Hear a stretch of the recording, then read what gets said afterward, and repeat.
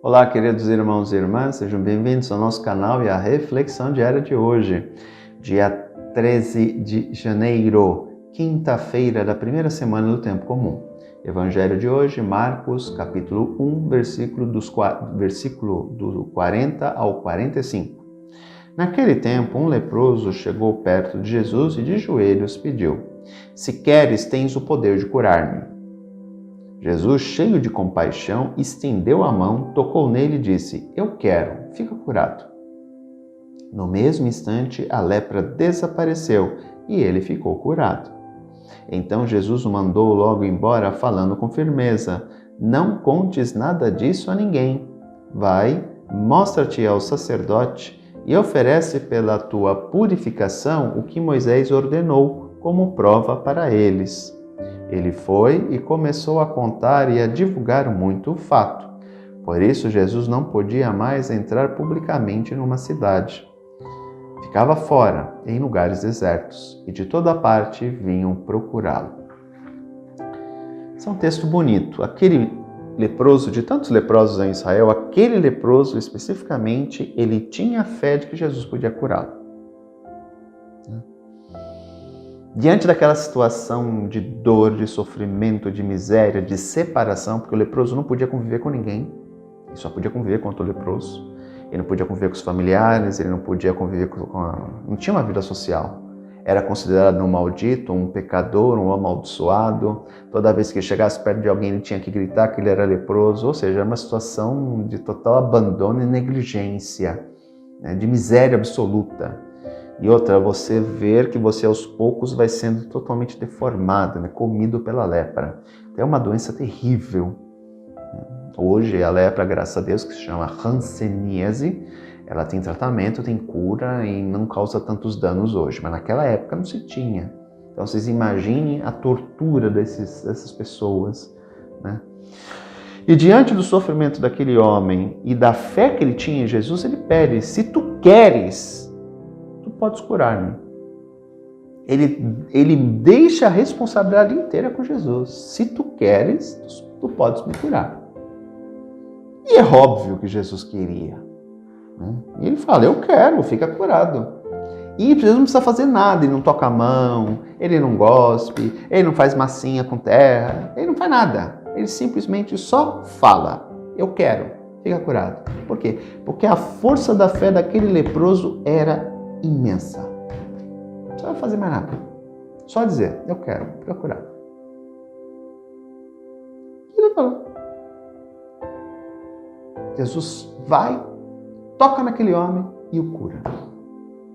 É interessante observarmos que Jesus segue o preceito da lei. Porque aquele homem, ele, por ser leproso, ele estava sujeito à lei. Então ele tinha que cumprir o preceito para que ele pudesse retornar a uma vida social. Ele precisava ter uma carta, um atestado feito por um sacerdote de qualquer templo que atestasse que ele não era leproso. Tinha algumas práticas que poderíamos dizer que são como se fosse um tipo de exames, né? Investigações que o sacerdote tinha que fazer para ver se realmente o cara não era mais leproso. Era algo extraordinário curar um leproso. Era um milagre tão profundo quanto uma ressurreição de um morto. Era algo fantástico, fora do comum. E ele vai e cumpre o preceito. Só que ele começa a falar para todo mundo o que aconteceu. E aqui eu falo uma coisa que eu já falei em outras oportunidades para vocês, mas repito, né? Os 8 primeiros capítulos de Marcos, Jesus não quer revelar quem ele é. Por quê? Porque ele não quer ser confundido com o Messias político de Israel. A esperança que se tinha com a vinda do Messias era de se estabelecer um novo reinado tão glorioso quanto o reinado de Davi. Essa era a esperança com a chegada do Messias. Ele iria unir Israel de novo, como Davi tinha feito, iria expulsar os invasores estrangeiros e Israel iria viver novamente a glória do passado. Só que Jesus não tinha interesse nenhum em dominação humana, né, em questão política. Ele veio para libertar a humanidade do pecado e da morte. Por isso que os 8 primeiros capítulos de Marcos, ele não quer que se revele quem ele é. A partir do 9, quando ele já caminha para o sacrifício, aí ele fala abertamente. Aí ele já não liga mais, pode falar quem eu sou, não estou nem aí. Mas os 8 primeiros não, porque ele não queria ser confundido com esse Messias. Lembro a vocês que Jesus Cristo é o Messias profetizado por Isaías, o servo sofredor, aquele que dá a vida pelo povo. Então, o fato de tocar naquele homem, eu tinha falado que não tinha tocado, né, no começo da reflexão, mas ele tocou, é o fato dele ter compaixão daquele homem. Ele se coloca no lugar dele, ele sente a dor, ele sente o sofrimento, o abandono, que aquele homem está relegado. E ele realiza a cura por causa da fé daquele homem e por causa da empatia. Não devemos também nós ter empatia pelos nossos irmãos, pelo sofrimento deles, tentar compreender a dor deles, ou seja, sair um pouco de nós mesmos e ir ao encontro do outro. Nós hoje estamos vendo que na nossa sociedade as pessoas vão muito de encontro, né? Não, é ir ao encontro da pessoa e não de encontro. Entender o sofrimento, se colocar no lugar daquela pessoa, tentar entender os motivos que levaram ela a estar naquela situação. Por exemplo, muitas pessoas, e eu já presenciei pessoas falarem isso para mim, eu tive que ficar quieto, de que quem está na rua porque é vagabundo, ou porque é drogado, ou porque é isso, porque é aquilo. Nem sempre. Há muitas situações que podem levar uma pessoa a morar numa rua.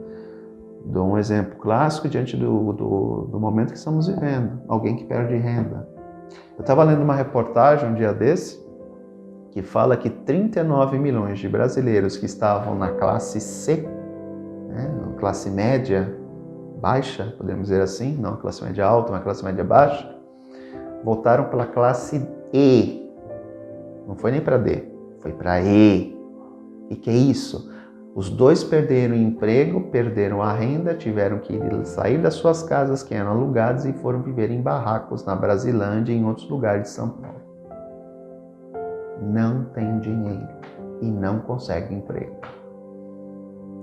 Então, não é porque as pessoas muitas vezes estão em situação de rua que elas estão ali porque elas aprontaram, porque são viciadas em bebida ou em drogas ou em qualquer outra coisa. Não, nem sempre. Nós temos que parar de olhar isso como esse pré-julgamento e esse pré-conceito que nós estabelecemos. Tem muitos dos nossos irmãos e irmãs que estão naquela situação porque perderam tudo.